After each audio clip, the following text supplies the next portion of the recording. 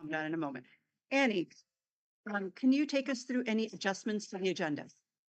Sure, and happy. Oops, I'm sorry. Let me just do this quickly. Okay, Chris, the co-host. There we go.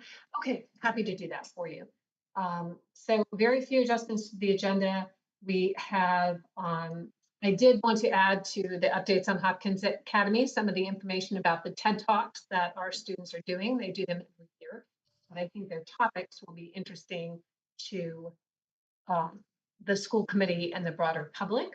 And also we've added asset disposition, um, which is Chris Desjardins will take us through that. Terrific. Thank you, Annie. All right, we'll move next to public comment. And as a reminder, any members of the public are welcome to provide a comment for no more than 3 minutes, should pertain to something on the agenda. I'm happy to hear from anyone in the public who'd like to make a public comment. And to do that, just simply raise your digital hand and we will unmute you. Okay, seeing none, let's move to the presentation and discussion items. The first item on the agenda is a student presentation, community read for Home of the Brave.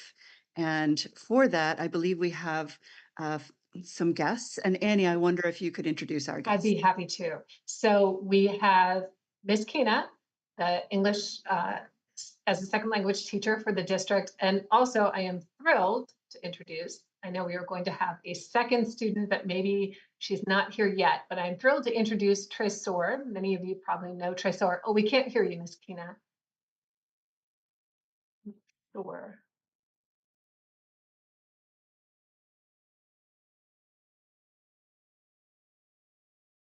But I will say Tresor is going to graduate. So also we have a senior that's presenting this evening, which is very exciting. I don't know, Tresor, can you hear us? Looks like he's frozen. But it does now say that his audio is connected. That's good news. That's good news. It just looks like your camera is Tresor. I'm going to let you weigh in on things that might be helpful. And Natalia, we can see you, but for whatever reason, we can't hear you, your audio. Frustrating. What would you suggest that they try to do? Um, Just reconnecting? the let's see, the Google Calendar agenda, sorry, the Google Calendar invite has a phone number that one can dial into. They may or may not be on that Google Calendar invite. If they are, then just simply navigate to your Google Calendar, open up that invite. You'll see a one tap mobile number. You could use your cell phone to click that one tap mobile number. And we can then we'll be able to hear your audio. Yes. And you are both on the invite. Yeah, you are both on the invite. Terrific. Also, Yeah. you could use your cell phone. If you have a smartphone, you could use that to patch in to the Zoom connection and speak. And if we want to give them a few extra moments, we could proceed to the next item on the agenda. Okay. Yeah, and let them work through that. There we go. Let me do this. Let me let this iPhone in. All right. We'll come back to A in a moment, but for the time being, we'll move to B. So for those of you who were at our Tuesday ribbon cutting ceremony for the fields, we had a beautiful day. We had a wonderful crowd. We had uh, our varsity baseball players lined up, ready to play their first home game, including 9 seniors who played their first game on our new fields. It was a beautiful thing. Um, we thanked our non-monetary donors and we thanked our monetary donors, of which there were many, but we overlooked one in particular, the Edward Hopkins Education Foundation, and they have been so generous to our schools all throughout. Our oversight of that was by no means intentional. It was a complete uh, uh, lapse of momentary thoughtfulness. Apologies sincerely for not mentioning you. I know there were members of that community in the audience, and I'm sure it was very disappointing. But we are so, so grateful to you for your donation, which allowed the fields to be what they are, which are just beautiful, I would say, world-class fields, a pride and joy of the community. I've sat on the sidelines as my varsity baseball player has been playing. In fact, I just came from a playoff game, and I hear so many people from our community as well as from visiting communities who just remark on how beautiful the fields are. They really represent our town well, and so huge thanks to the Edward Hopkins Educational Foundation. And I'd love to give Paul a moment as well to express his gratitude. Thanks, Humira. I'll say Humira's being kind. It was totally my mistake. So I was on our list to thank Edward Hopkins Education Foundation. It was I saw Eddie Foreman and Elaine there. It's totally in my head, and then I got up on stage. Maybe I had some stage fright, so I totally apologize. As Humira says, we're very, very thankful and grateful. You've been a key member since the beginning, actually, supporting us. I think I went back to our notes 2018 when we started fundraising for this. You were there from the start, so we really appreciate it. And again, my mistake, my fault, totally unintentional. And I'm looking forward to seeing one of those games. I haven't had a chance, Humira, so hopefully there's a few games left I can go out and watch. Well, from what I could see at the seventh inning, it looked like we were winning, and so there will probably Yes. be another game. So come on by Let's for see. the next couple of days. Yeah, thank you. You're welcome. There will be another opportunity to recognize all the donors in September at the Boosters Club annual soccer event on a Saturday in October, I believe it is, or is it September, September? September. And when we do announcements, I'll announce the date. I'll look it up and make sure I have. Perfect. Thank you so much. Yeah. Trisora, can you hear us? And can we hear you? Because I know you have an engagement at 6 p.m. and you are kindly giving us your time. So I see you look like you're muted, but if you unmute, let's see if we can hear you. And also, okay, Natalia is co-host. Terrific. Priscilla, can you hear us? There you go. Hi. Okay. Oh my gosh. Um, Sorry about the technical yeah, challenges. I'm glad you're here with us tonight. thank you. Thank you so much for inviting me. Thank You you. are. Chris, and just give a very brief of how you got me excited about this book, you and your classmates. So I know that you and your classmates put together a phenomenal presentation. You invited me and Miss Camuso to come in so you could tell us why you all had selected this book and the impact that it had on you, and ask Miss Camuso and I if we could get the word out about what a great book it was. And we did. It became the community read. The entire school read it. We had copies at Goodman Library, and our school committee read it. And I am wondering, you can speak about whatever you would like, but feel free to talk about why you chose that particular book, or what you liked about it, the impact it had on you, anything you'd like to tell us. I'm just so grateful that you're here. Thank you. Thank you so much. First of all, is this book, it was one of the choices we had to pick between other book, but we ended up reading this, and we found it very connected to us and our past. Um, This book briefly talked about, a certain situation that happens to most African kids, and how they migrated from here, how their life kind of like changed, went upside down, and all the ups and downs.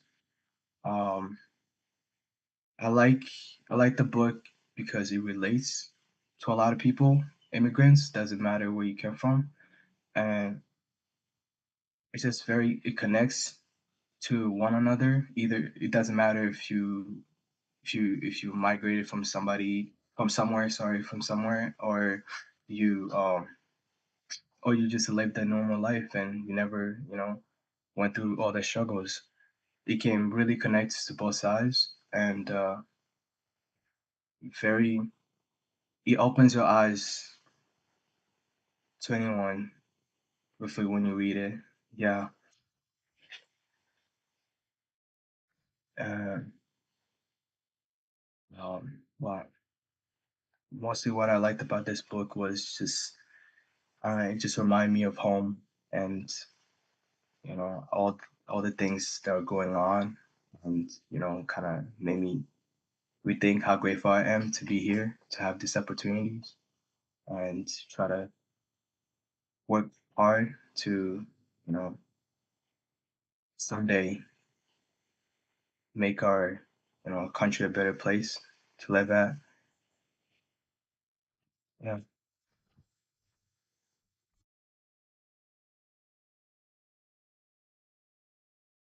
Tamara, you're muted. You're muted, Tamara. Sorry, so sorry.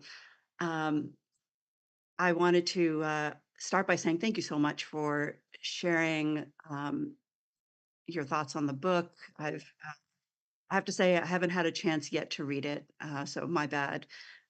But from what I've read of the summaries and from what I'm hearing from your words, it is reminiscent of the stories I would hear from my parents who came over as immigrants a couple of years before I was born, came over from India.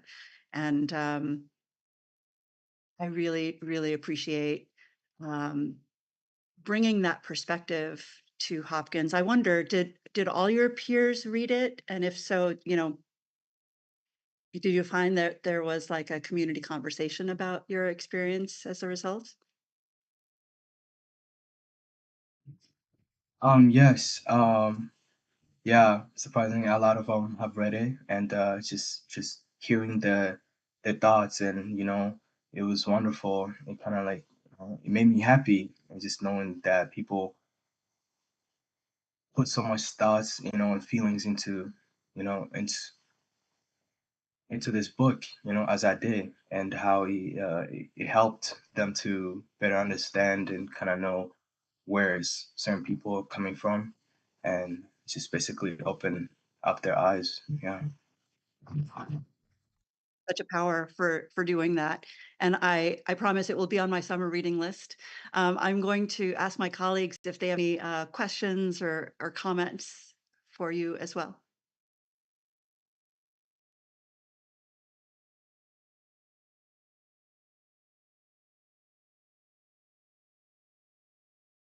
Can you hear me? Yes. Um, I don't have any questions for you, but I really appreciate you taking the time to come in and talk to us about it, and share your experience. Sorry, really bad allergies and standing loud. Um, and just share your experience. And it's warming to hear that um, the other students in your class were embracing the book, and that made you feel more embraced and more connected. It sounds with your peers. So that's warming to hear that that's going on with the high school. Thank you, Tara. So I'll just say, I don't know your history. Tell me where are you from, or where are your parents from? Um, I was originally migrated here at 12 years old. I came here with my father. I live with my stepmom, and my mother and brother are still in my country. It's just a small country named Burundi, East Central Africa. Um, this is just ever since coming here, it's been a life changer. I've I had ups and downs in communication wise and learning difficulties, and but I'm still working on it. Um, but just by where I lived before, it was just there's always conflicts going on around two different groups of people, who disagrees in another's words, or anything, and the people suffered are still suffering for that certain reasons, and my family are still in great danger at this moment. Trying to get them out so they can have a better life here, experience it as I did, um, and opportunities. Um, coming here, 12 years old, Hopkins Academy. It was different, pretty different. Seeing different cultures, different backgrounds, people where they come from, just getting to know all those type of people was interesting me, and I fell in love with the school. The school is particularly just kind of it was my biggest um wish to kind of see different people and come together and just sitting on the same desk, without conflicts of one another's race, and it was beautiful. I loved it. This school, yeah, Hopkins taught me a lot, to be honest. It made me to a better person and to the person I am today, and so on. Yeah. Thanks for that. Thanks for sharing that. Thank you, Paul, for that question. Christine, Hi, Trezor. How are you? I'm great. I am so proud of you. I had Trezor when he was in 8th grade, and I'm very proud of him. He has come so far, and he's an amazing young man. So I just wish the absolute best for you. You know that. So that's all I have to say. thank Very, you. very proud. Thank you. Ethan, I see you're unmuted. I am. I don't have any questions. I'll keep this brief, Trezor. Just thank you for sharing your experience. Thank you for bringing this book into this community. And I'm like hearing all the positive things you have to say about Hopkins and your time here. Just I don't know, just makes me feel really good in this moment. And I really appreciate you taking the time with all of the things also to get on this Zoom with us and talk about it a little bit. So thank you so much. Thanks, Ethan. Trisor, one last question for you. When do you graduate? The May 31st. This year. Yes, ma'am. Next week, Congratulations to you. What an incredible milestone. And I'll be at your graduation, as will many of my colleagues. So we look forward to seeing you in person. And we're just really proud to call you Hopkins alum, soon to be a Hopkins alum. Thank you so much. Thank you. so I'd like to thank you again. I'd also like to say that you made the statement that Hopkins has helped you to become a better person. And I would say that your presence at Hopkins has helped your peers and has helped all of us more than you will ever, ever know. So we, as everyone has said, we appreciate you. We are all so proud of you. Class of 2024. Tresor is going to do big things. You talk frequently. The bright young man with an incredibly bright future. There's big plans in business and leadership, and all of those will come to fruition. I have no doubt, my friend. None. So thank you for that. Thank you. Thank you so much. Thank you, all of you. Appreciate you, Tresor. Thank you. And we'll see you again soon. Yes, ma'am. See ya. Have a good day, Bye. guys. Bye. Wow, that's incredibly heartwarming. Thank you so much, Andy, for bringing that to us. Okay, we're going to move next to the item C, Cal Ripken request to improve the the Hadley Elementary School softball field. And for that, I believe we have John Filio here, and I believe he's the president of Hadley Cal Ripken. Yes, thank you, Humera. So this isn't just an improvement for the softball fields, it's for the youth sports in general, baseball and softball. Last year, our batting cage, which had been up for probably 12 to 15 years, came down in an April snowstorm. And we never got around to putting it back up because I talked with Jim Shea and Park and Rec, and they were planning on putting in a fourth field at our facility.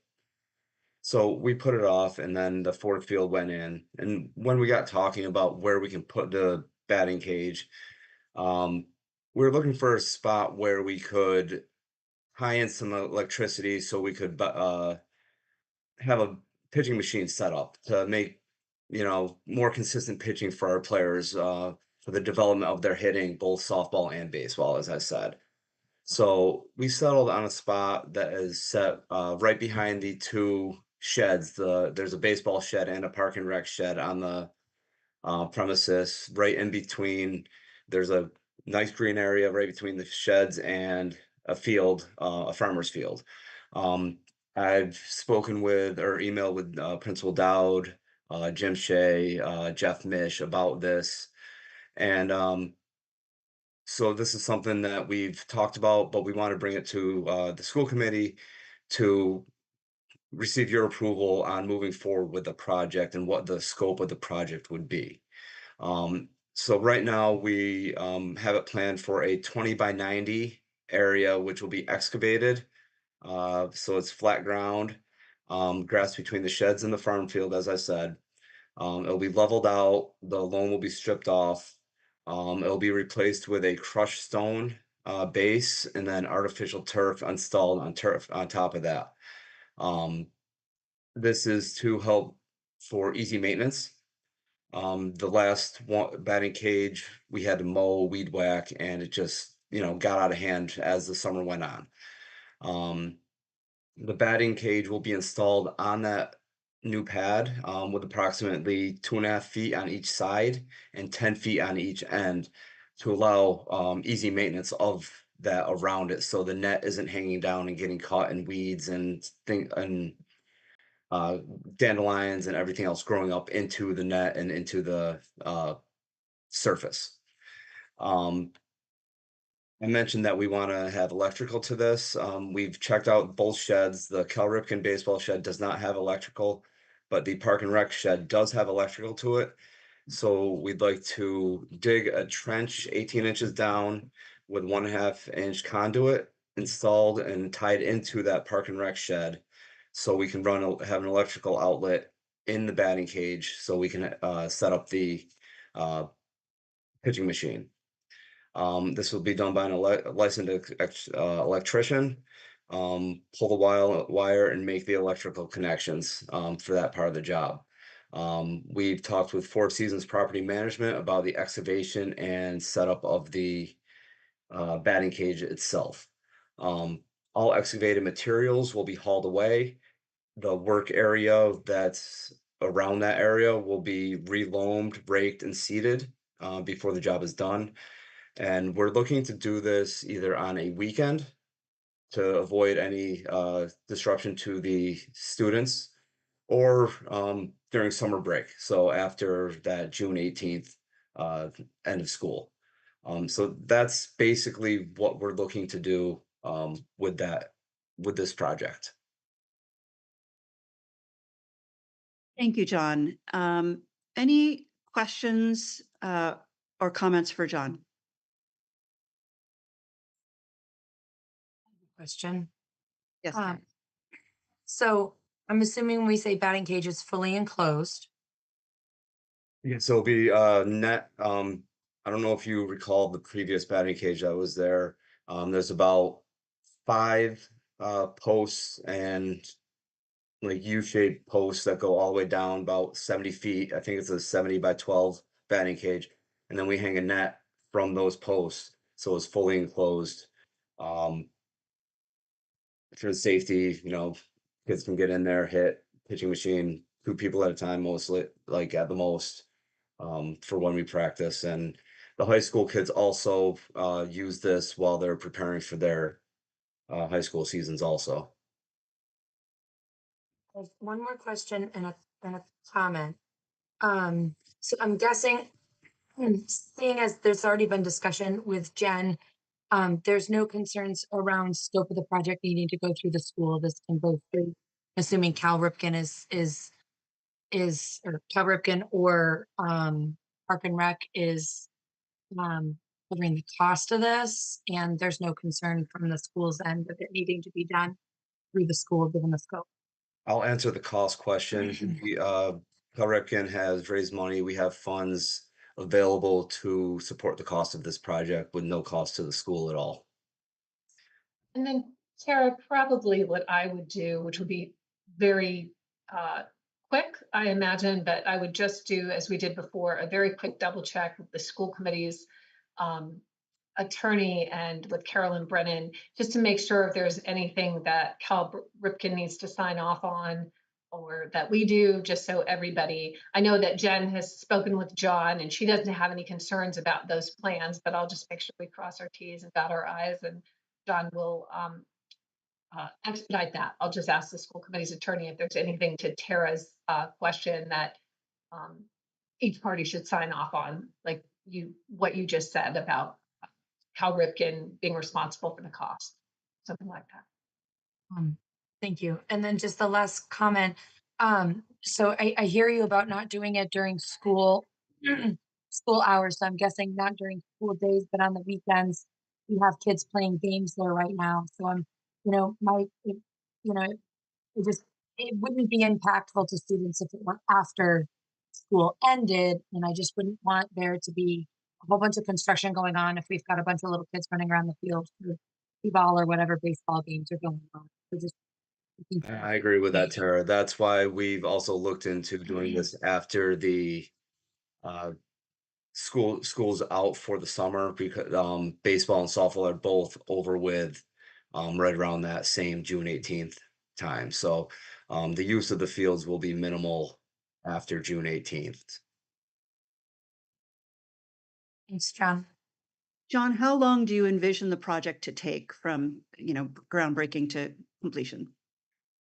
It depends on if they can get in there during a weekday or weekend, and um, I'm guessing no more than 3 days, but I'm not totally sure on that. I have one of our board members that's looked into this project and has been in touch with Four Seasons Property Management, so they would be able to be answer that question more in detail, and I can get that information for you if you wish, and email it to the this committee if you'd like.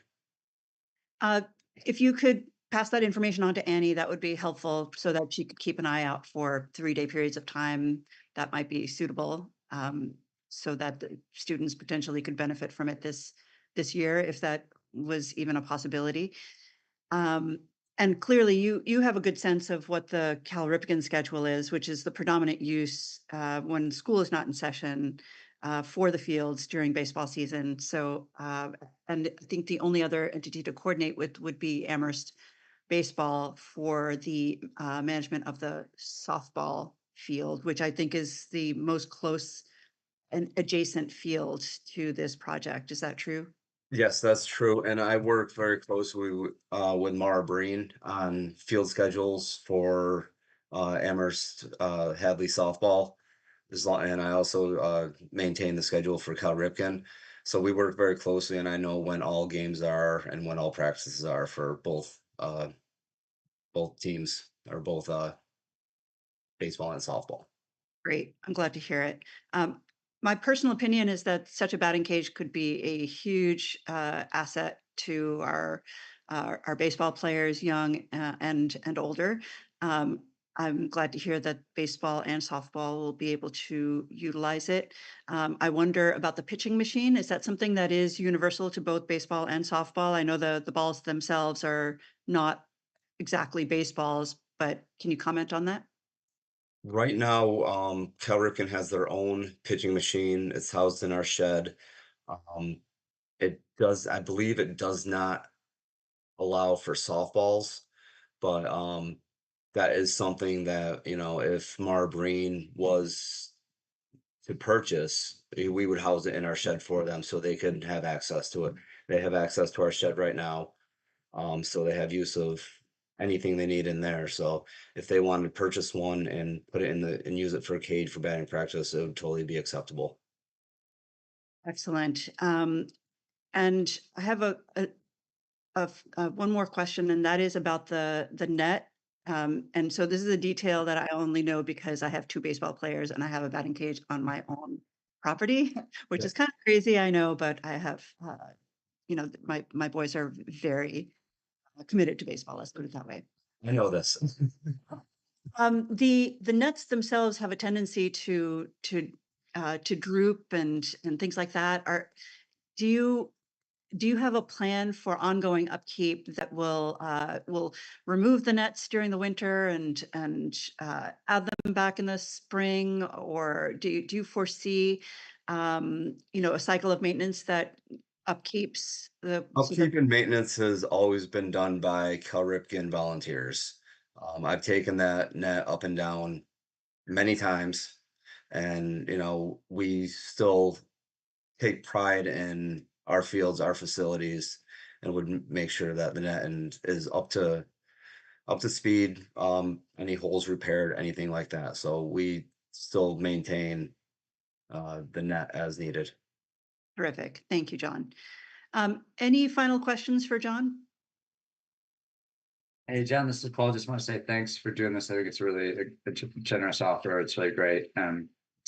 Does this mean then, so I haven't been in the field in a bit. Does that mean the existing one that's closer down towards the parking lot with the police station, is that no longer functional then? Is no longer existing.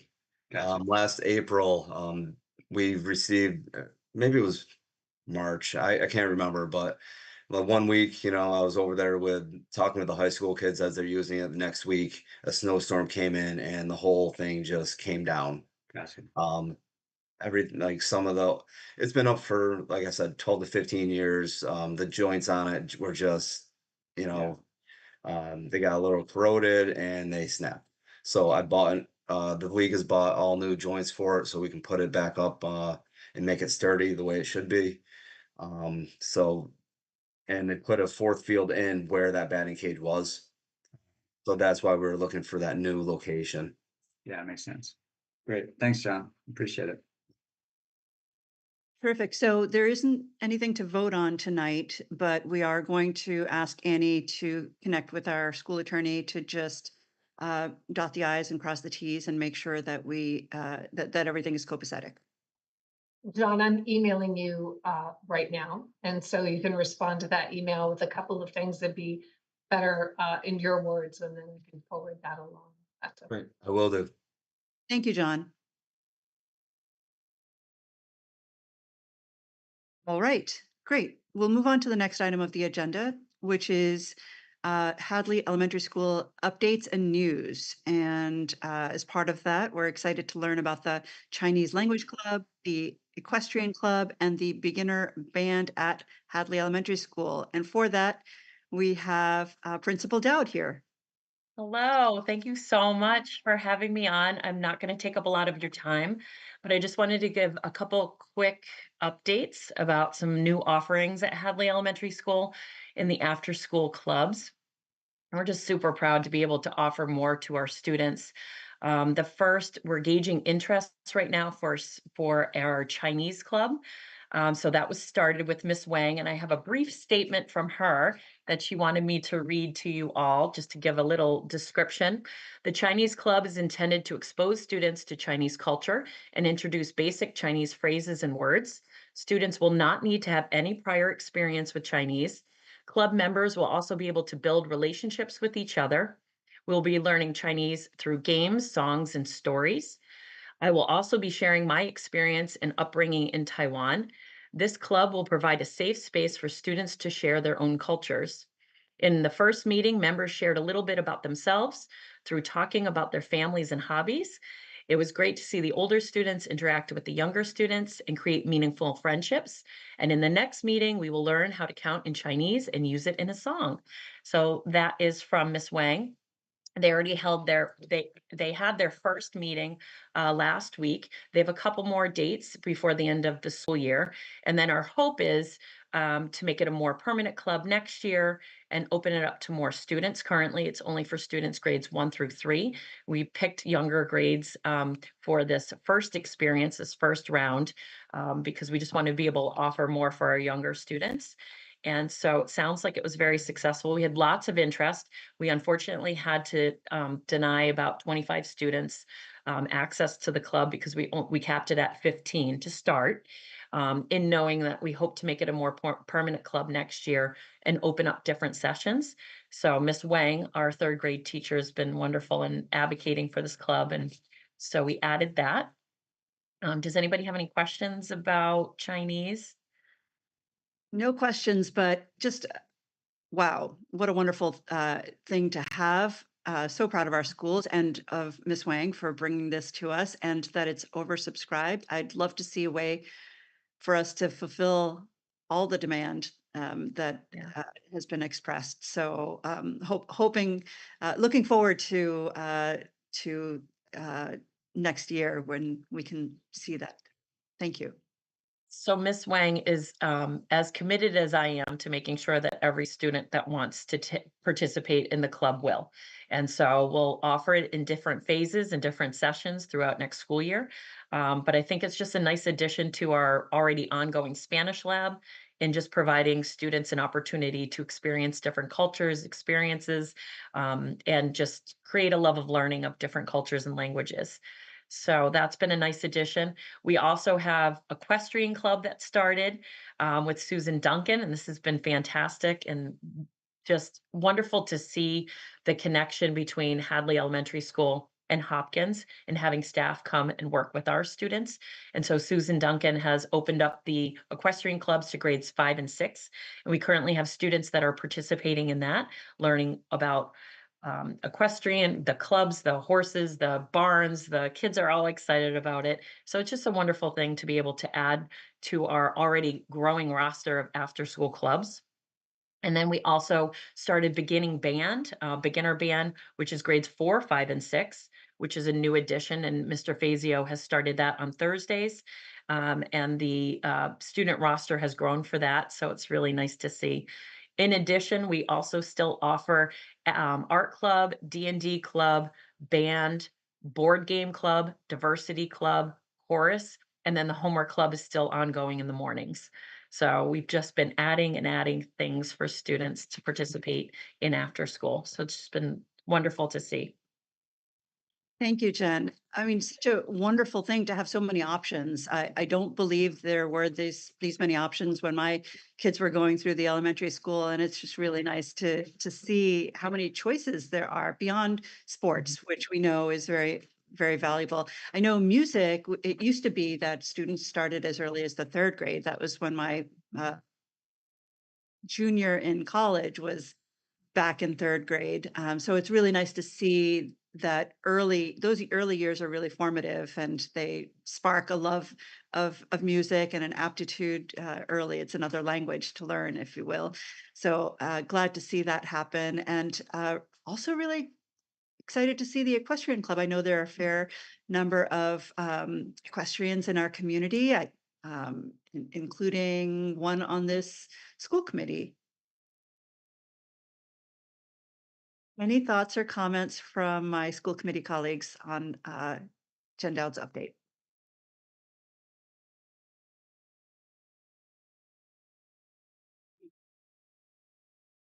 I don't have any questions. I have two comments.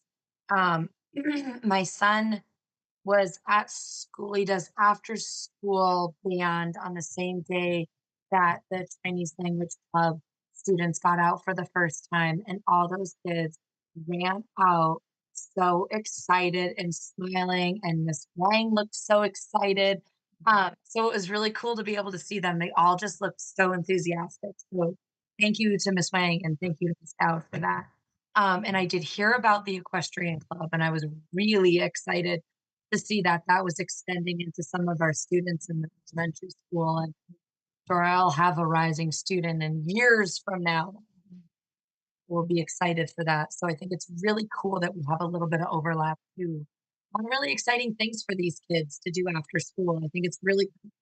I think parents really appreciate it too. It's something fun and exciting. Indeed. Any other comments for Principal Dowd? Paul? I just want to say thanks, Jen. I think these are the things that sort of knit together broad, diverse community. But I also just wanted to shout out, I've seen a couple things come across our emails of families paying you in particular compliments and the community that you're creating there at Hadley Elementary. So whatever you're doing, it's great and it's being recognized. So thank you. Well, thank you very much, Paul. I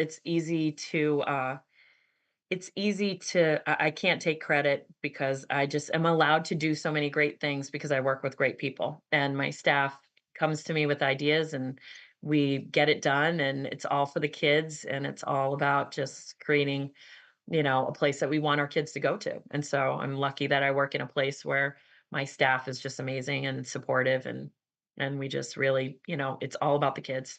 Yeah, nice. Thank you. Indeed. Ethan, Yeah, I just was gonna say these are awesome and just more things that I can sign my kids up for. Not at this point.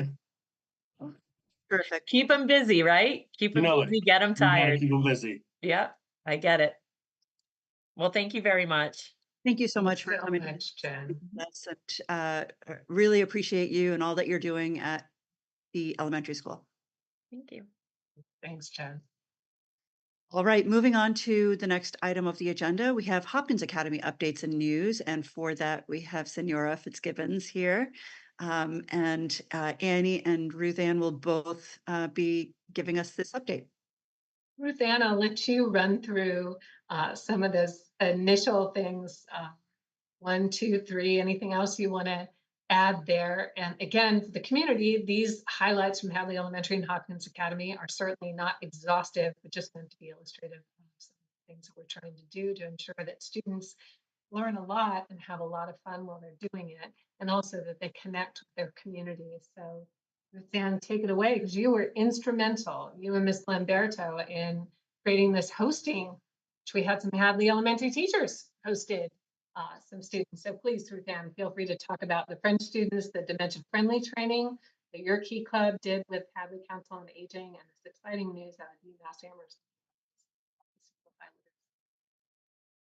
Thank you. Yeah, it was very exciting. Actually, Kelly Lamberto, our French teacher, really made the first connection with this group from Hummingbird, who brings French students over. So we actually partnered, I believe, with Greenfield and Frontier, and I think there were 6 students who shadowed our students.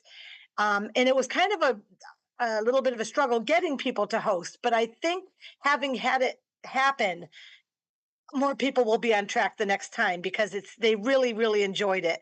The kids were all very happy to have them in school. I think the French students had fun.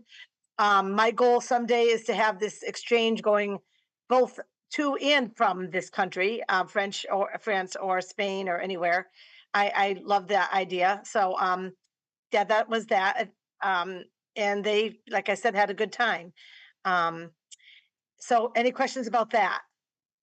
Just a comment that what a great experience for our students to be exposed to students from other cultures and to be listening to, the language coming from peers, right? So thank you for that. Yes, I agree. Yeah, they, like I said, they look like they had a blast. So, and then number 2 on the HA update is dementia friendly training. We were approached by the Hadley Senior Center about running a mini field trip to the Hadley Senior Center to be trained on how to be friendly with patients who are suffering from dementia, or families who have loved ones with dementia. And I think it was very enlightening. And the kids, I think, learned a lot and they shared a lot about experiences they've had. And then we played bingo, and our students were, called the numbers for bingo and played along with them. And it was actually a really wonderful experience. And I think it's the beginning of a relationship. We've always wanted to get ourselves in there. Last year, we tried to run a couple game nights at the senior center, and it kind of fell short. But we think maybe now we finally made the connection. So it was very nice. I think there were 10 students who came and did it, 12 to 3 on a school day. Any questions about that? No questions, but another comment, I went to the dementia friendly training, I think it was last year or the year before, and it really takes a village. It takes a community to support our elders, and it's a natural part of life is aging, and dementia is unfortunate, but it's a reality. And so, really looking out for our elders as they age, and just being a community that is on the lookout and supportive, also supporting those people in the elders' lives who take care of them. It's really a full-time job. And so knowing that and supporting the people who are providing the care, the caregivers, if you will.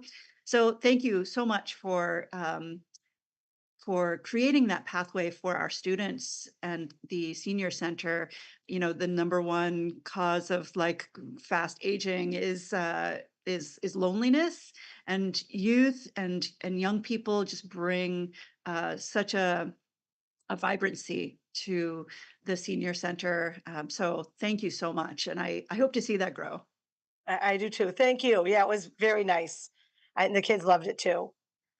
And then I guess the last thing that I'm scheduled to really talk about, and this is really brief, is of course we're very excited that we are able to offer the seal of biliteracy.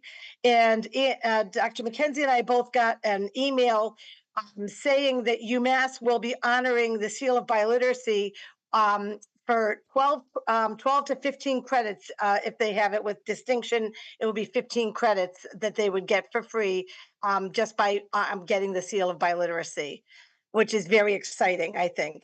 And we certainly have people that are on the road to get it this year and every year. It's a work in progress all the time, but I'm really, really happy that it's something we are offering, because it's not every high school in the state that does offer this. So And Ruth Ann, could you just clarify? I always mess up the one expectation. So it's certainly, students should be very proud of this. It does take work and it is doable. So it does require that students score proficient on MCAS ELA in 10th grade. And then this is for the regular seal. And is it high intermediate or intermediate on Apple? intermediate high, yes, for the Apple test, yes. Which is a test. So it doesn't, initially we looked primarily at AP, but Ruth Ann and her colleagues have identified tests that seem to be a lot more manageable for the students and focus more on communication skills. And so we look forward to encouraging as many students as possible, because that is worth a great deal of money if you're going to UMass.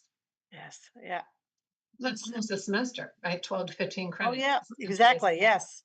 That is worth a lot of money. And it's what a wonderful thing. And what a great differentiator for our students as they enter their careers, to be able to say they have a seal of biliteracy. Thank you so much for arranging this. Oh, sure. Thank you. All right, well, thank you. And I can pick up some other exciting news. One, the Personal Finance Fair, just calling your attention to something, it already happened, but Sir Simmons does a great job of this. I want to thank the school committee for being willing. I think we were the first, definitely one of the first. We may have been the first high school to make personal financial literacy a graduation requirement. It's much more common now as a required course, but we made it a graduation requirement several years ago after Sir and at the time Mr. Beck strongly encouraged that we consider doing that. The students are learning a lot. We have great teachers in math and business and all subjects, but Sir Simmons has just hit the ball out of the park with this, and the students really enjoy it. Hopkins Academy again was nominated as a best high schools from the U.S. News and World Report. So we're very excited about that. And our TED Talks, which happen every single year, and I know folks here will certainly, Humera and Paul will probably remember when if your children took, this happens in AP Lang, which is a very, AP language, which is a very popular course at Hopkins. Miss Lanham teaches this course. She has students really replicate giving a TED Talk, and the students in Hopkins Academy are invited in. Frequently, other staff members will bring students down to come and listen to the talks. I did link their topics this year into the school committee agenda. You can see, which I thought was interesting, since the school committee has been talking about looking at cleaner and more efficient ways of heating and cooling Hopkins Academy. You can see that climate is really at the top of their minds, many, many students. So, and it's just great. Ms. Lanham and her students do an excellent job with this. And lastly, I just wanted to update you on the plans that we have. These are students self-reporting. So 32 of our seniors in the class of 2024 have reported about their post-secondary plans. And of the 32 who have reported, 31 plan to immediately go into the majority of them a 4-year institution. A few are going into a 2-year institution, but the majority of them plan to pursue a degree. And of those, and this, I believe every student should follow their heart and do what they're interested in. And I also think that learning how to research, how do my interests potentially fit into the labor market? But that's a reasonable question to ask. Sir Simmons does an excellent job in his course of teaching our students, and I would put our students up against students anywhere, and probably against a lot of adults. They know how to use labor data from the Bureau of Labor Statistics and from the Department of Economic Research in Massachusetts. They know how to look at labor projections. They know how to analyze what kinds of occupations are in various industries. Of the 31 students who've indicated that they plan on immediately starting in post-secondary, 23 of them are interested in majoring in STEM fields. 5 of them specifically said engineering. So that's 72% of students reporting saying they're interested in STEM. And again, students should follow their heart and they should do wherever their passion leads them. But I imagine that some of our students have they've looked at how their interests also potentially align to some of the projections from the labor statistics. STEM jobs are expected to grow at 11%. As opposed to non-STEM jobs growing at about 3% over the next decade. So lots of students with really exciting plans and well thought out ones, I would say too, which I think directly connects to some of the work that we're trying to do in the curriculum. So, and also in our innovation pathways, just so folks don't think that we don't care about the humanities, we care deeply about the humanities. As a matter of fact, some of the courses that are options for college level courses, even in our STEM pathways, one of them is AP Lang, and that's an option because we know that within these industry sectors there are attorneys and there are technical writers and there are advertisers and there are all kinds of occupations that can fall under the large. So just plenty of exciting things happening and wanted to update the community and the school committee on what's going on. Very just really pleased to hear that students are that our students are heading into STEM careers. I wanted to mention, and this is something that really surprised me, but I follow the American Society of Engineering Educators email newsletter. They do this excellent ASW Bell newsletter. It's free. I highly recommend it to anyone. But there was a note from an excerpt from Fortune talking about interest in tech jobs declining amongst Gen Z graduates, and about 21% of the class of 2024 submitted resumes to tech companies. And those tech companies, a lot of those tech companies are laying off, the Googles, the Facebooks, the Microsofts, but it's, climate jobs in particular, and health related fields and environmental related fields are really growing for obvious reasons. And so it's really nice that our innovation pathways map to STEM careers that are growing. And I know our students are very purpose-driven students, and are following that same pattern. So just really, really glad to see our students and those career pathways really helping inform, successful outcomes for them. Any thoughts or comments on the Hopkins updates from my colleagues? There's a great updates, and Humira, just to chime in on that, I work on the renewable energy field, and so we're not just hiring in the STEM, the engineers of the world, or the scientists. We're folks that can think critically and write well. So the liberal arts majors as well. Just because you have an English major doesn't mean you can't work in renewable energy. There's lots to be done in communications, and that's a quarter of their field. Say that a third to a quarter. So there's a lot out there. Absolutely. Communications, sales, marketing, a lot of operations related fields. Yeah. I couldn't agree with you more. All right. Anything to say about STEM, but I just want to just add one little thing in. Um, I really love these two sections, HES updates and news and HA updates and news, because I tell you, nothing puts a smile on my face more coming to school committee meetings than hearing about all the fabulous things that our kids are doing at not only the high school. I mean, I'm always blown away by high school students. Like just blown away at how sophisticated and intelligent and kind and caring and compassionate they are. And I just love seeing how it's trickling and we can see it in the younger years too at the elementary school. So we really love these updates. Love this season. It's just so great to hear these wonderful things that are going on. I mean, it's just some of these topics are so like what money can get you, a tale of consumerism, wasted, America's food waste epidemic, um, beyond the bars, unveiling the extensive impacts of wildfires in the US.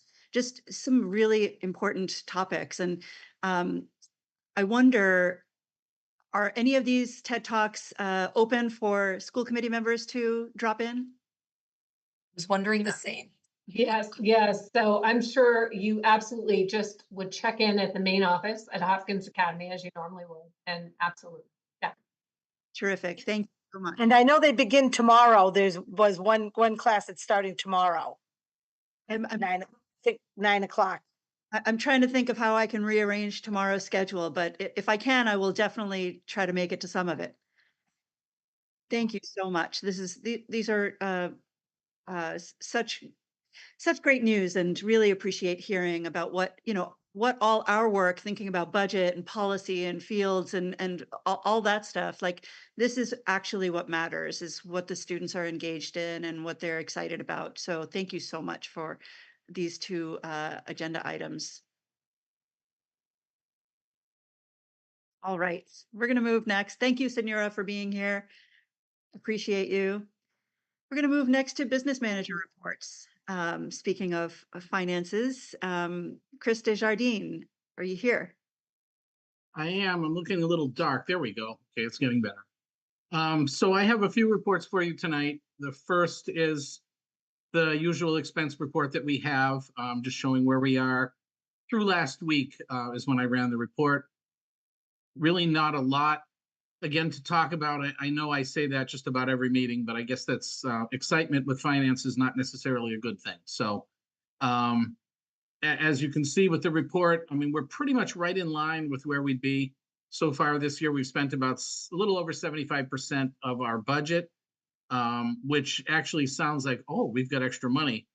It's not quite that case because we have that big payroll coming at the end of June, which pays the teachers, throughout the summer. So that's going to use up pretty much the rest of the funds that we have available, but that's really what we want to end up with is right down to very close to zero at the end of the year. So we're right on target for that.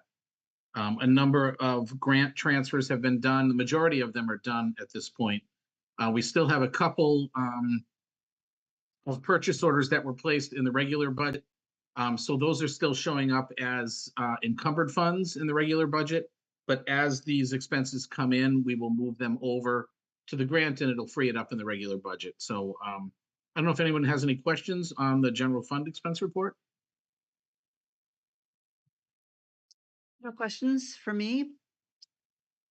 I think we can continue to the next one. Sure. All right. So I have the revolving accounts report next. Not a lot of change really from the past month, except, you can see the lunch account has gone up. It's been kind of a roller coaster with the lunch account. Some months it's up. We had that one month where we didn't get in the revenues yet, and that was in the negative. But as you can see, the revenues are pretty much up to date at this point. We're looking really good for that account. Preschool and Hadley Kids both show a decrease from last month, but those April revenues have not been posted yet. And the school choice account, basically we've made the budget transfers to that. So at this point in time, what we're looking at with school choice is a number of capital items on the capital plan.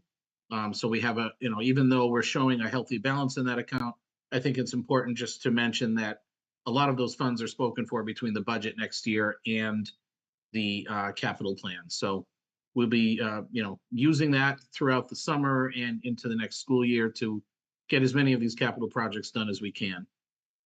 Again, I don't know if you have any questions on the revolving accounts. I see a lot of head shaking. Nope. Okay, on to the grant report. So again, as you can see, we're showing small balances in the majority of these grants, which is nice to see at this point in time. The biggest balance in the ESSER 3 grant, showing just under $250,000 left, but that's right where we expect to be. Actually, I'm going to transfer a little expense out of that grant back into the regular budget, just because we have all of those funds counted on to pay for the design work for the geothermal project. So that's really going to be a high balance until September. By September 30th, we're supposed to have the funds all spoken for that grant. Fortunately for us, we have them all spoken for already. So we're in good shape as far as that goes. And it's basically going to be paid down as the bills come in for the design. So again, I can answer any questions on the grant report. No questions from me. Okay, then the last report I have is just an asset disposition report. We are looking to do some big time house cleaning in the district.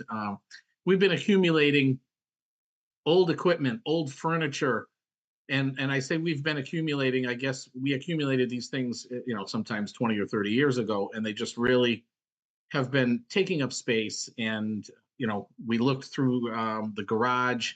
We're going to just get a couple of dumpsters here and clean out on all of these items that are essentially unusable. They're either, outdated, or, we have a bunch of broken desks that years and years ago, somebody decided we should probably keep these for parts, and so we've got just a lot of them for parts. And, most of these school desks with the hard chairs, boy, you really can't break them, so the parts have just stayed for years. And we're just looking to get rid of these. I can tell you I'll have another list at the June meeting as well. But this is what I've gotten from people so far. Requires a vote, I thought, correct? You need a vote for that? It does, yeah. We need to just get your approval to dispose of them. Okay, great. And they're all these items are headed to the dumpster. Yeah, there were a few items that we thought, I'm just looking here, that we were going to offer to the town just to see if they might want them. A lot of them really we wouldn't want to even give to the town, but some of them, if the town had any interest in them, we could. I'm looking at like the old folding tables. Those were tables we got when GE closed their offices in Hadley years ago. Jeff Mish and I went and loaded up a truck with all of these tables and brought them to the schools, and we gave some out, and then we have a bunch that there's just no use for them. So the town might, but you might just see a department that says, I can take a couple, so we'll certainly offer them to the town departments first. Great, thank you. Any other questions for Chris before we entertain a motion to dispose of these? Really glad to see some broken chairs from the cafeteria on there, because I meant to mention, boy, there's an awful lot of broken chairs, especially in the high school when I went to the play. and forget what else, but a lot of them just need to be, oh yeah, the concert, a lot of them need to be replaced. Yeah, really good point. Any other comments? Okay, seeing none. Do I hear a motion to dispose of these assets? So moved. Do I hear- Second. All in favor? Hi. Aye. Vice versa. Thank you, Chris. Can I just add one more item that wasn't on the agenda, but it's just an update from today? Yes. We had the locker room designers visit us today for the first time. They had this incredible little camera that they just set up at certain points in the locker rooms, and the camera would spin around and take a picture of everything. And they must have taken about 80 of these throughout the 2 locker rooms, and it joined them all together and built a 3D model of the locker rooms. So they're taking that, and they said they should have a rough, design concept at least, certainly not building drawings, but the rough design for us in a couple of weeks that we could take a look at. We had the Jeff Mish, the facilities director, we had Fred, the athletic director, and we had Eric, the gym teacher, all there to, kind of give their feedback as to what they're looking for. And so I think they're going away with a good understanding of what we'd like in a locker room. And we're pretty excited about that. That's terrific news. So do we anticipate needing a vote before work begins? And do we need to plan any a time when that vote occurs? Well, the actual work on, they did give us a timeline today, but it was kind of out of date. So we asked for an updated one that they'll be sending us. I can share that with you because I should get it in a few days. So rather than wait until the next meeting, but the actual construction portion of this won't be able to happen until next summer. It's a summertime project, and it's impossible. They won't have the construction drawings done until the fall of this year. And then there's a 6-week bid period that we're going to have to go out. So, it just wouldn't be able to be done this summer. But a vote, on the actual bid would have to come from you guys, obviously. And just kind of an approval of the plans, quite honestly, just to, make sure that it had everything that you wanted. So, That's those, helpful. I'm I sorry, thought- what? That's helpful. For some reason, I thought we were operating on the timeline of trying to get it done this summer. But given that that's not the case, we do have some time to review and approve and set things in motion for a time when things can be built out. Yes. Great. And do we think that has to be over the summer, or do we think we can hit the winter timeframe for that? The approval? Well, designs being ready in the summer, uh, construction bids going out, being selected, and then potentially doing the project in the winter versus next summer. It's a 10-week project, construction wise, is what they estimate. And so, it just couldn't happen with students there in the winter. Especially with basketball season where, it's an indoor sport and you really need those locker rooms. Yeah, Fred told us, poor Fred, I mean, he's really been hustling with the athletic fields, that's been keeping him busy in terms of finding alternate fields for the kids to play on and changing the schedule so they were all out of town the first half of the season. And that's all he said at the meeting was, guys, this is what I've gone through so far. I really can't have no locker rooms for the kids in the winter. So, and like I said, I mean, if they finish these plans, say in October, then we're 6 weeks on a bid. So that's putting us into, late November, early December. That's pretty tough. They did say there's a lot of long lead times on some of the materials that are going to be needed, which is why we're going out to bid then, award the contract for the bid, say in January, and the winning contractor can then order some of these long-term items ahead of time. So we'll have them in time for the summer project. Terrific. Thank you. Any questions for Chris on any of these items? All right. Terrific. Thank you, Chris. Don't go far. you. We are up next for the geothermal project. You and I are giving an update. My update is that I had a great coffee meeting with Sarah Ross this week. Sarah Ross of Undaunted K-12 has been an important advisor to us during the whole uh, evaluation of whether we should be looking at geothermal and what federal incentives exist. And she continues to really impress me with her knowledge. And um, I, um, I'm really excited for her to connect with you, Chris, because she did some walkthroughs of our school as well as I think some other schools, and has just really gotten to see some key things that we should be aware of, particularly around the investments that may be required in our building envelope to really take advantage of appropriately sized geothermal systems. And so I'm keen to get that technical assistance report back. She also had some really good thoughts about um, engineering teams that had architects on the team. Um, and I was really pleased to see that CHA, of course, did have an architect on the team. Um, and her exposure, she's been to the White House recently, and something that she shared with me was that uh, that the White House uh, ran with information from the Boston Globe article done on Hopkins, and was mentioning Hopkins Academy as a case study in deep energy retrofit at schools. I think it was somewhat. I think they were a little bit ambitious in representing that we had already approved of and gone down the path of selecting a vendor, and that things were moving ahead. Um, and Sarah corrected them.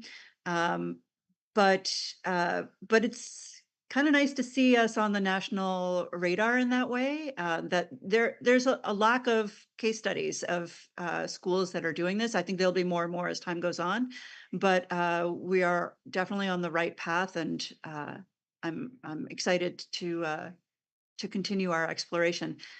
Chris, I'd love to find out how the process is going in terms of that report, and any updates you have would be. Sure. Yeah, first of all, I meet with Sarah on Friday morning, so this coming Friday. So I can, let you know how that goes after that. In terms of the entire project, so they had DigSafe out there last week to just check for underground pipes, wiring, whatever, might be under there.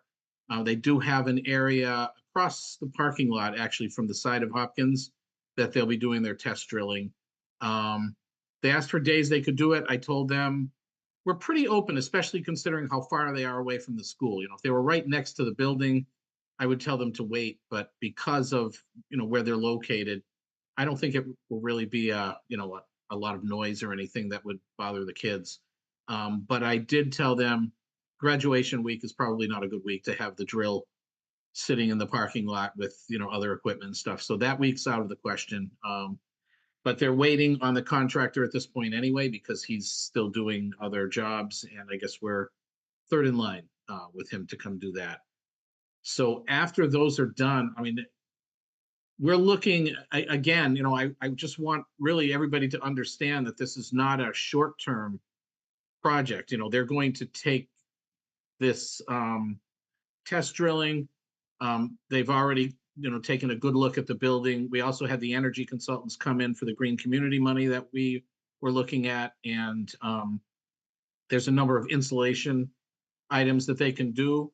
I asked if we could really speed this along, because I'd like the designers for the geothermal to be aware of these improvements so they can again plan a system taking these into account. So we're getting all of that, but it's we're talking months before they'll have the full design done.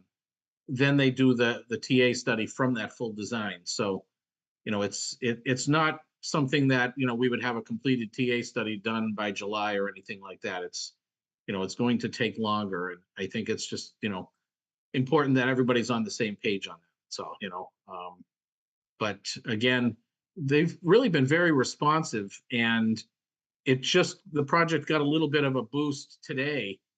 Because last week I showed up for work in the morning and there were, I don't know, about 6 or 7 big tubes and a pile of papers of all the building plans that we just could not locate. And so I let them know that, hey, we found the plans. And apparently that's going to be a major help for them to move it along quicker, because now they have all these plans. And because the locker room designers were from the same company in the same Albany office, I asked the guy this morning, hey, they were going to come out on Thursday and pick these up, but can you just take them? Or if you're in the same building? And he said, they're right across the hall. We can bring them in. So they took all the plans and they're already in hand with them. So, we're doing whatever we can to move it along, but it is still going to take some time. So. Great. Thank you for managing our expectations. We're excited and eager to move forward. And so anything we can do to be more efficient, just as we did in the selection of our vendors, I think that was a really smart move on your part. It's working out well, no doubt about it. And I'm excited about this too. So I share your enthusiasm and I want it to move forward as quickly as possible. Great. I continue to get questions. A group of parents interested in energy savings technologies at the schools reached out to me from Northampton. I'll be speaking with that group of parents on Zoom in a couple of weeks. And I've gotten inquiries from consultants from the eastern part of the state looking to learn so they can advise their school districts. And I'm wondering, does it make sense for us to have like a 1-pager or 2-pager on, sort of why we're doing this? Does that make sense to have? Because I don't want to keep pointing to the Boston Globe article, which sits behind a paywall and, isn't terribly inspiring. Thoughts from the committee on that? Or Annie? Yeah, so if I will tell you something that is frequently quite useful, I don't know what kinds of grants, what will be available through MSBA, other sources or foundation sources, but having a kind of a summary statement of the why of what a group is doing, so what we're doing and the why of it, in very practical terms, can be quite useful. If that's what you're talking about, kind of an overarching, the school committee's position on this, what you're pursuing and the why of your pursuit. There certainly are practical and useful applications for that. Yeah, that is what I'm thinking. And that MSBA money, I think we could, it's very, very competitive, but I think we could be in a really good position to take advantage of it in light of the fact that we've been working on this and we're already in motion. And I imagine that an agency like the Massachusetts School Building Authority is going to want some early wins. And so whatever we can do to put us in a good position to get those grant fundings, I think could be helpful.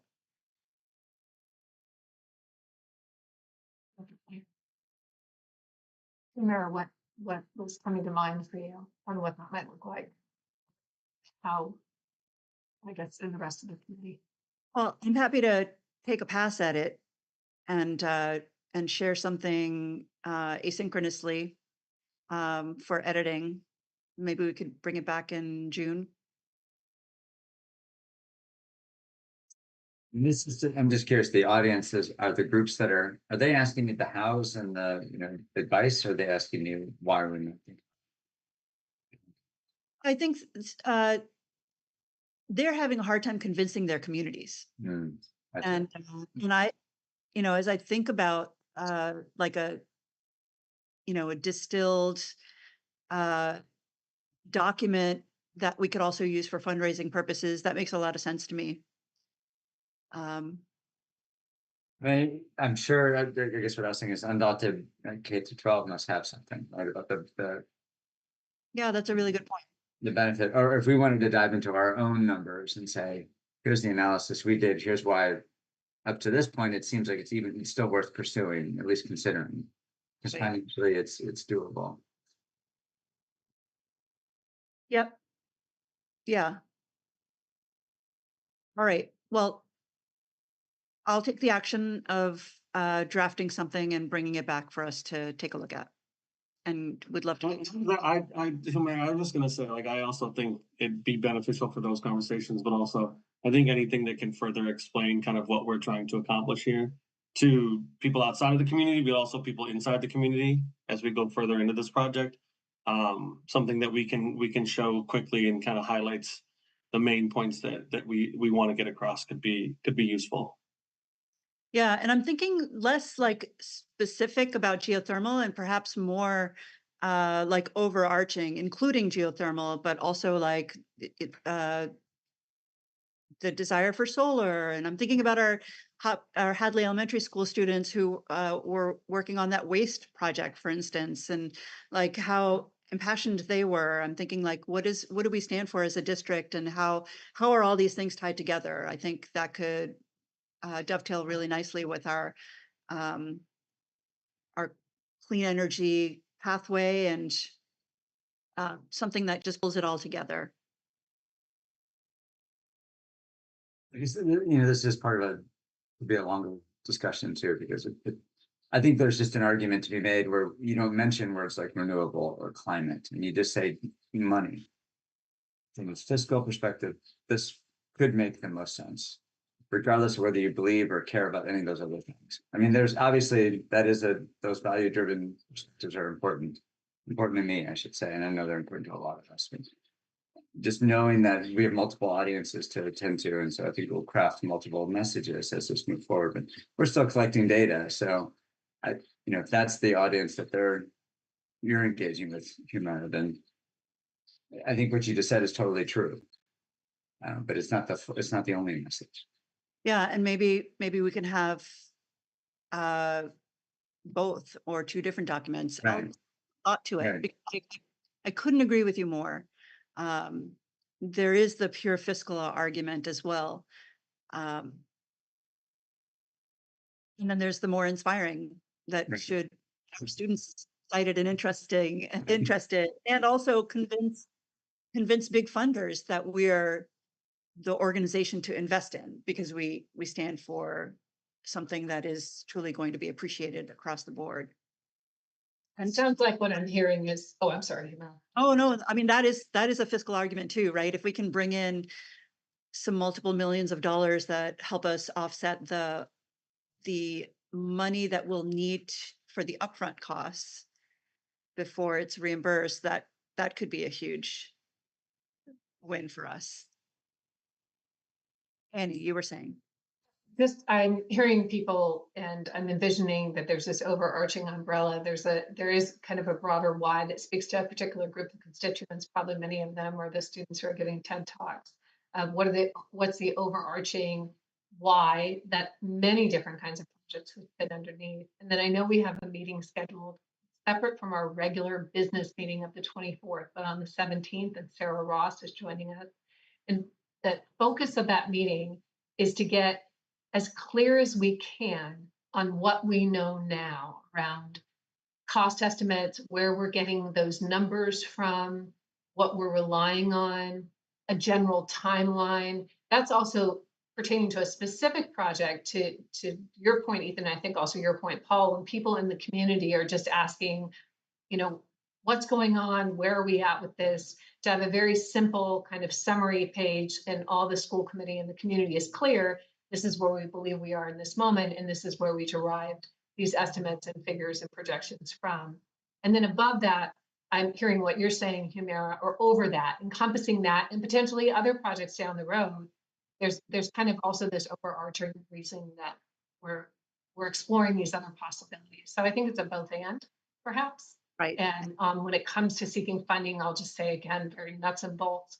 When I think about school security grants or some of the larger grants that we try to write, always looking for, your additional documents. I'm just losing it now, but additional documentation, and frequently things like organization mission and where have you demonstrated your commitment to this idea in broader terms, so that it does have a practical application in grants as well. And the specific as well as the like broader, Right. where do you stand on it? I think Annie, your point, with I hadn't thought about that. It's just sort of a web page that we update. Like here's where we are on the process. Here's our next step. Here's what we've learned today. I mean, it's hard, and we're in this. It's hard to keep track of all the pieces and the next steps. So that's a great idea. And building off of Humira with that overarching vision, here's the dollars and cents. So we're sort of capturing all perspectives there. To tag on to that too, having it connected to our Hadley Public Schools website, so it's a link that's easily accessible because, and Humira, you hit it, where in a lot of ways people are asking questions both, locally, like Ethan said, but also as the project moves forward and we're kind of pioneering the way, others might hear, well, where can I find out which school was that? And then they go to our page and they find the link. And it can mean more beyond our vision, but also a sense of resources as well. So a collection of what we've done in order to aid other schools to join the path. So having that link in our website on our school would be helpful. Yes. I think that it would be a something like that could be a real selling point, and that I think we could fill more school choice seats as a result. I think that would be an attractor. All right. Well, thank you. I will, as I said, work on a draft and bring it back to our next meeting. And Annie, really good point about the next meeting, the special meeting that we're having on this geothermal project. And that is June 17th at 4 p.m. on Zoom. Okay, thank you. We're going to move next to action items. There's the approval of the payroll and expense warrants for fiscal year 24. Can I just speak about that? Yes, please. Okay, so, yeah, I mentioned this last month that, geez, all of a sudden, the approval of warrants and payroll just got kind of removed from the agenda. And I went back and looked after the meeting to see how far back it was, and we haven't approved them since last August. So we really need to, at this point, I mean, they've been signed by Ethan, who's, the signer for them, but we need to have them approved at a school committee meeting as well. So what I'm looking for basically is an approval of the warrants from August through April at this point in time. Okay, and do you need us to make a motion and approve that tonight? That would be helpful, yeah. Okay. Do I hear a motion to approve the payroll and expense warrants for fiscal year 24? I'll move. Do I hear a second? All in favor? Aye. Aye. All right, motion passes. Thank you, Chris. Thank you. And from here forth, you'll add it to the monthly agenda document. It will be on the agenda, yes. Yep. Thank you so much. Next item is the approval of the school committee minutes from April 22nd, 2024. Do I hear a motion to approve those minutes? Seconded. All in favor? Aye. All right, terrific. We're moving on to school committee updates and general announcements. First up is Kara giving us an update on playgrounds, CPAC, and CES. Yeah, so I'm going to work backwards again. CES meets on Wednesday, so I will have an update next month for you guys on that. CPAC, they met on Friday morning this past week. I was unable to attend that meeting this time in the mornings, but I will just put a plug in for them.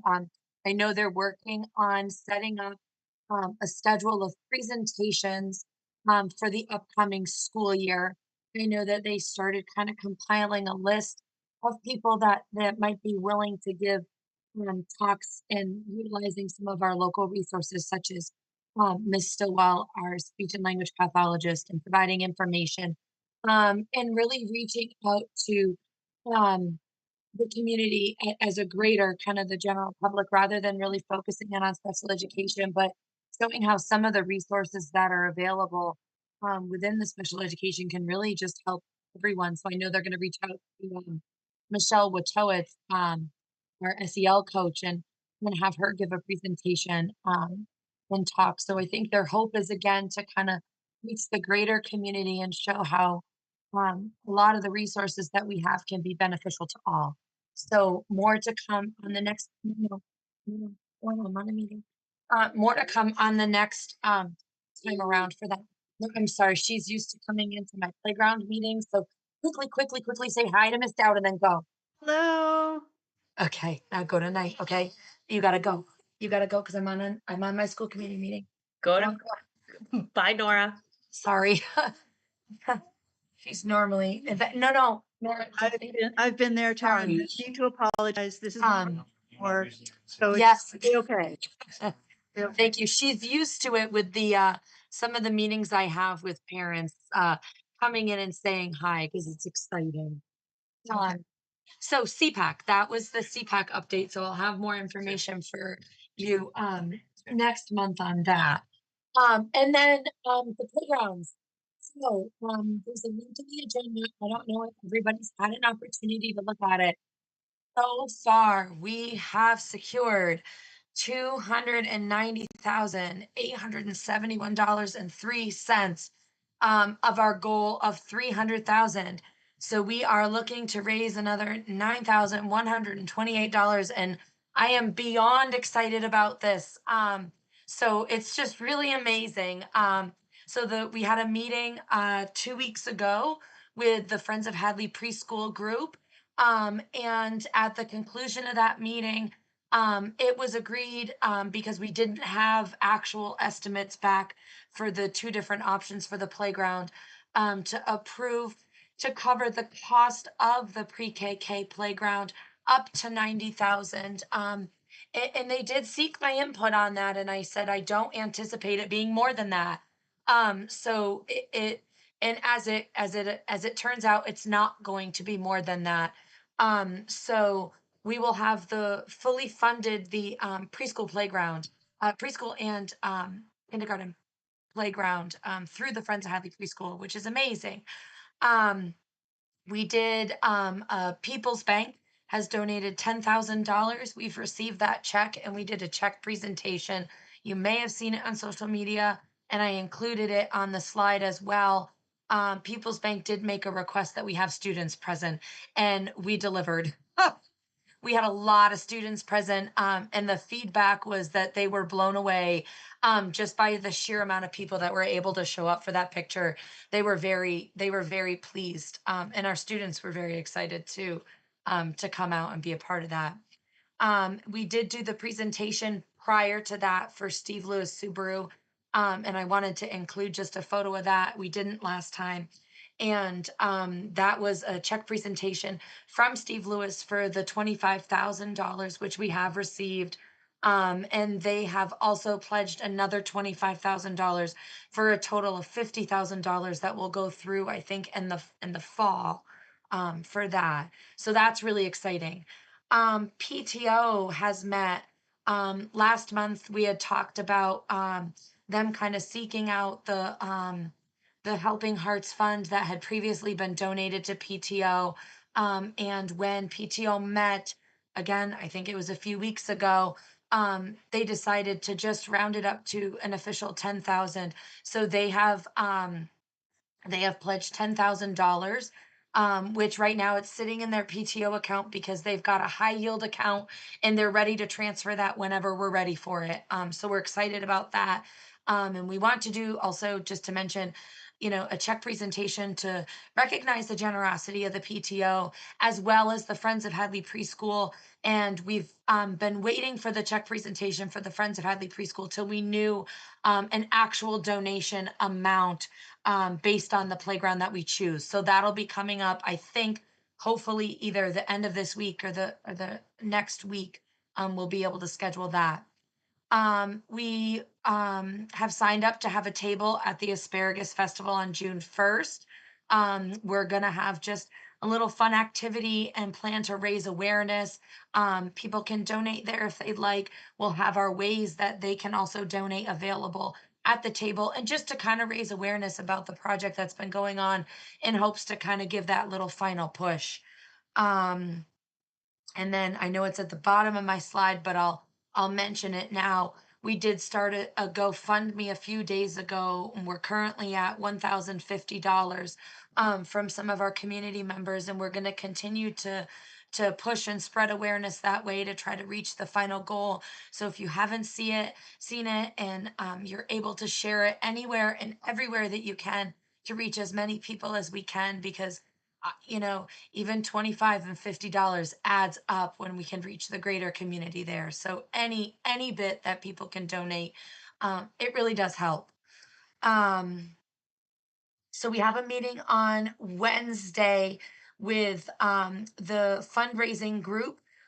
We're gonna secure what we're gonna be doing at the Asparagus Festival. We already have our ideas, but we'll make sure that's all coordinated.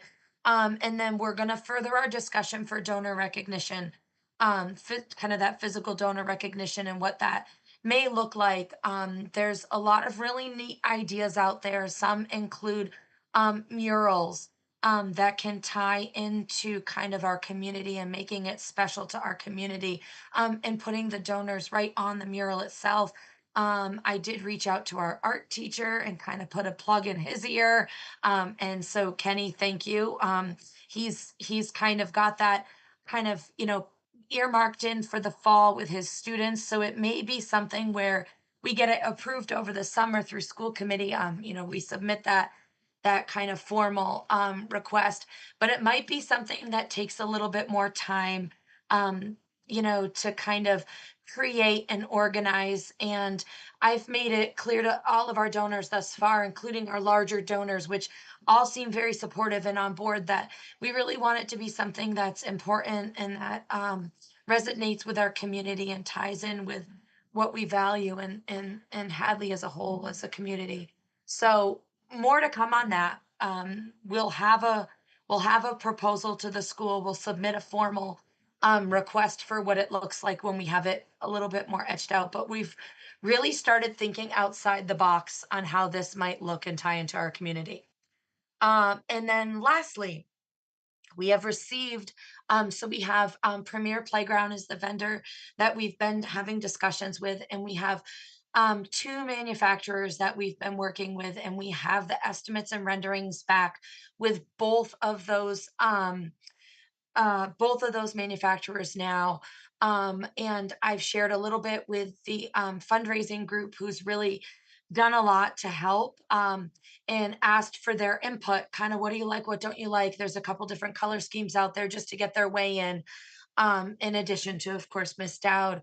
I'm going to share that with Chris, and we're meeting tomorrow morning. There's a lot of questions that I have, and he kind of wants to go through like the logistics of it all. So next month's meeting, my update will be sharing images of the playground, and hopefully kind of, that the playground will have been ordered by that time. We can share what it's going to look like and share more about when it'll be installed. So we're really excited about all of this. So a lot more. I feel like we've already had a lot since last month to share and updates. And I feel like we'll have even more for next month. That's my update. Thank you, Tara. That's huge. I mean, I cannot believe how successful y'all have been with raising the funding for this playground. Just really speaks to Friends of Hadley Preschool, PTO, our passionate, community members and businesses that are continue to be so generous. The Belize and Subaru funding, the People's Bank funding, just so grateful to be living in a town where there is so much support. And thank you for bringing all of those voices together to weigh in and really put forth what their interests and needs are. And thank you for stewarding that process. And Sarah, I'll say this is super impressive what you've done so quickly. You and the team, really well done. One thought is we're having some similar conversations, right, about the Hopkins fields about how to do permanent recognitions. Not that they need to be exactly the same. I mean, they could be, but maybe there's similar themes. It's something we should at least share ideas, right? And Absolutely. I love that. And I think when we started the discussion a few months ago, Hugh Mary, you really said, let's think outside of the box about how we make that recognition. And, I'll admit to admit I was stuck on, I'm not quite sure how we do that besides a clock. We need to put like this physical thing on the playground that shows it. And so as we kind of started talking in our meeting, these parents came up with some really great ideas. And, Hugh Mary, you shared some great ideas with me as well that how we can talk about and share as well and kind of think on how they maybe not exactly the same, but they tie together with our community. So yeah, and again, nobody's really seems to be in a real rush to have that because again, I think everyone understands that Hadley is a community that has a lot of meaning and value to it. Everyone wants it to be meaningful. And we do plan on giving public recognition to all of our donors as well. And there are a few donors who've, asked to remain anonymous. So I do want to make sure we get formal permission before we do recognitions to all of them. Great. Thank you, Tara. Any other comments for Tara? Okay. We're going to move on to B, finance, and that would be me. I'm excited to say that the town approved our budget. So that's the one big uh, uh, update to share that passed with no objections. I also wanted to take this opportunity to share that you might recall that I mentioned that I've been a part of the Massachusetts Association of School Committees board.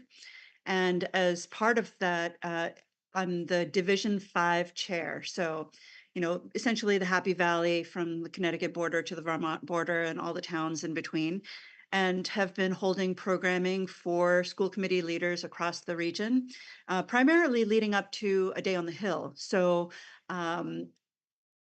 in addition to holding those events and identifying some key priorities, namely having an implicit inflation indicator that is a price deflector rather that is not 1%, which is what the most recent versions of the budget had, but something closer to 4% or even, because we're all experiencing 7% inflation, right, in our daily lives, and the schools are no exception to that. So that is a key thing. Transportation funding, and the most recent version of the Senate bill came in at like 75 million, or another figure I saw was like 90 something million, which, as we all know, out of district placements, tuition, transportation really racks up.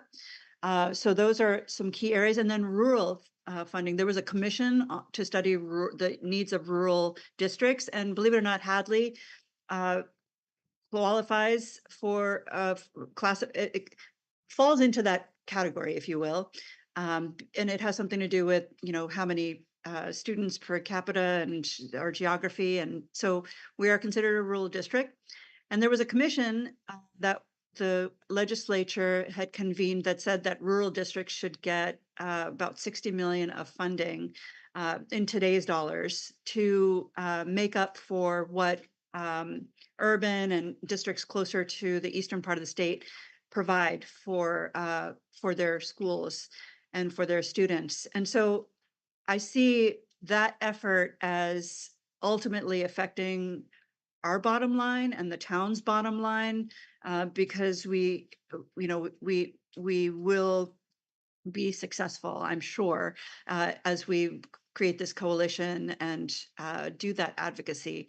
So any bit that we can invest in time to offset what the town has to pay to augment our, the state funding we get is, I think, time and money well spent. So I will continue to do that and report back as we make further inroads with that legislative effort.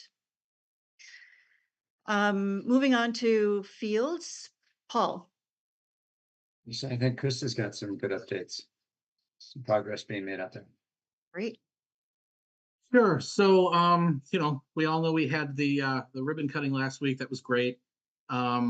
Fortunately, the weather cooperated with us. We couldn't have asked for a nicer day to do that.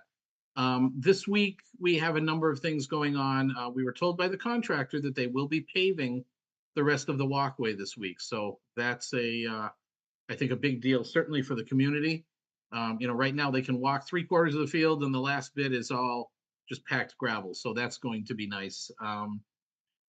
What we found when we were, taking a good look, sometimes bad weather is nice to have because it showed us that where it's by the varsity baseball field where the walkway, I guess, begins and where the new walkway is going to join it. That's a dip in the ground. Basically, it comes downhill from both sides. And there was a lot of water that had settled there. And we just said, oh, no, we don't want big puddles anywhere here. Certainly we don't want the community to have to jump off the path and go around through the wet grass and come back every time it rains. So we did speak with the contractor about putting a drain right there. They gave us the pricing for it today. They also said that all the items are in stock except for an ADA compliant drain cover, which they ordered today. So that way, things like if somebody's using a bike or something, the tires won't get stuck in the drain, that kind of thing. So, and I sometimes you're just lucky. And the lucky part of this is that immediately under the ground where that dip is, when the water accumulated, is a drain pipe.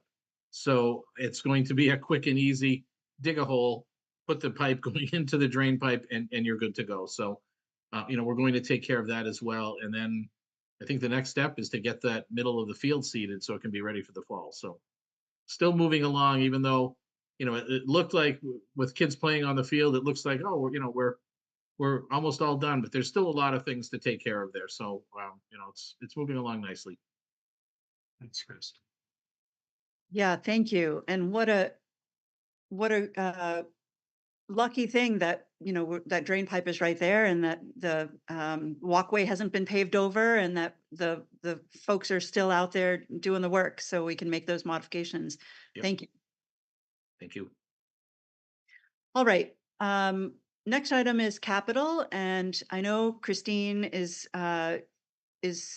Yeah, and also the update really was the locker room. So that one terrific. is, yeah.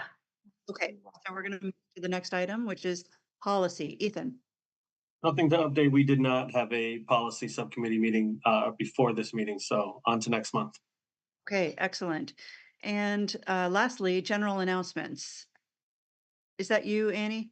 Well, I added this one and then anyone else can, but Hopkins Academy all-class reunion. So folks have asked that I just share this out with the community. So the Hopkins Alumni Association is having their all-class reunion on September 14th, 2024.